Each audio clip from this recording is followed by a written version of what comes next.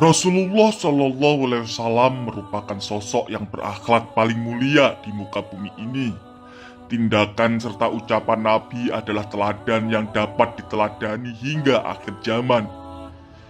Untuk itulah barangkali terdapat beberapa teguran dari Allah kepada beliau dalam bertutur laku di beberapa kesempatan. Rasulullah SAW pernah ditegur oleh Allah Ta'ala sebagaimana yang diabadikan di dalam Al-Quran. Teguran itu dilakukan sebagai tindak ucapan beliau yang dinilai Allah sebagai hal yang kurang wajar yang lahir dari seorang yang dijadikan teladan. Profesor Quraisy Shihab dalam buku Mukjizat Al-Quran mengatakan teguran-teguran kepada Nabi Muhammad SAW yang ditemukan dalam Al-Quran adalah yang keras dan tegas, serta ada pula yang ringan lagi halus. Salah satu contohnya adalah suatu ketika Nabi Muhammad sedang berkumpul bersama pemuka-pemuka musyrik untuk menjelaskan ajaran Islam kepada mereka. Tiba-tiba dalam pertemuan itu masuk seorang buta, yakni Abdullah bin Ummi Maktum, sambil bersuara keras. Dia berbicara dengan suara keras kepada Nabi, Muhammad, ajarkanlah aku sebagian yang diajarkan Tuhan kepadamu.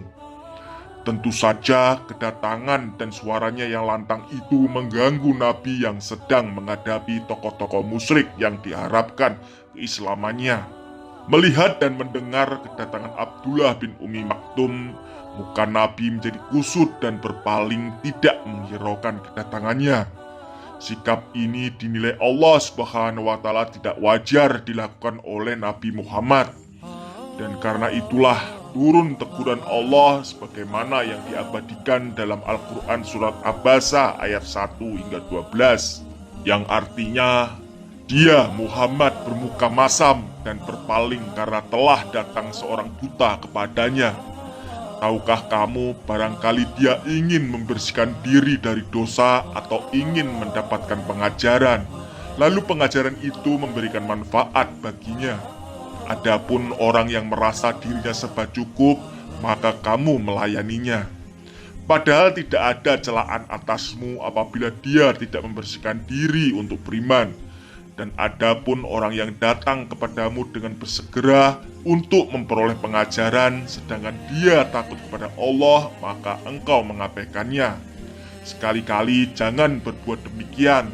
Sesungguhnya ajaran-ajaran Tuhan adalah suatu peringatan. Maka siapa yang menghendaki tentulah dia memperhatikannya.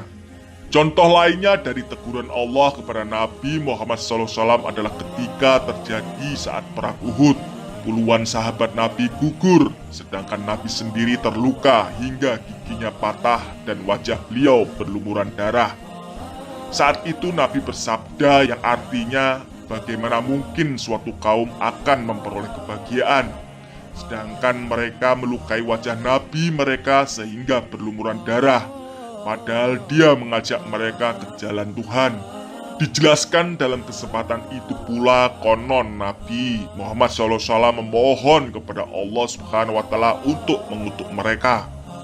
Ucapan Nabi ini kemudian ditegur dengan tegas dan keras oleh Allah melalui firman-Nya yang diabadikan dalam surat Ali Imran ayat 128. Yang artinya tidak ada sedikit pun kewenangan dalam urusan mereka. Allah mengampuni mereka atau menyiksa mereka karena sesungguhnya mereka itu orang yang berlaku aniaya. Tentunya teguran yang dilakukan Allah kepada Nabi ini dapat diambil hikmahnya. Apabila seseorang menduga bahwa teguran-teguran itu akan terdengar apalagi diabadikan, jika ayat-ayat tersebut Nabi sendiri yang menyusunnya, adakah seorang pemimpin yang rela kesalahan-kesalahannya dipaparkan bahkan diabadikan dalam catatan resmi? Pastinya tidak ada.